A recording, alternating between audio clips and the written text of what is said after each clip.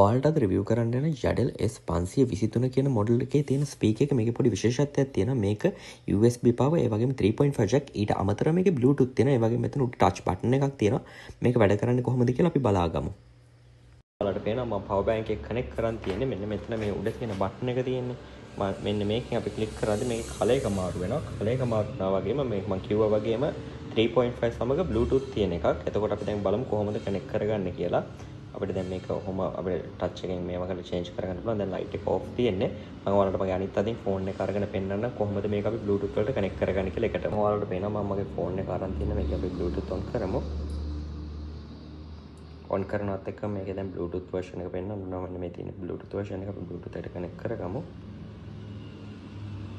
Connect කරපුවම දැන් මේක connect වෙලා තියෙන්නේ. දැන් සින්දුවක් දාගමු මේකෙන්.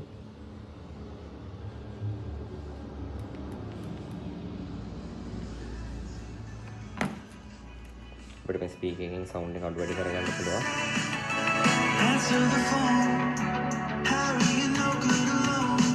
මේක අපිට කලයක මෙතනින් හදලා චේන්ජ් කරගන්න පුළුවන් අපිට ඕන විදියට.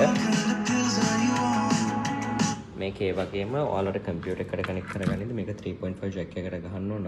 ඔයාලා අනිවාර්යෙන් USB power එකක් දීලා තියෙන්න ඕන. මම නම් දැන් මගේ power bank එකකින් දීලා තියෙන්නේ. මේක තමයි ස්පීකර් එක. ඔයාලට මේක අපෙන් ලබා ගන්න පුළුවන්. වැඩි විස්තර ඕන නම් ඔයාලා මැසේජ් එකක් දාන්න.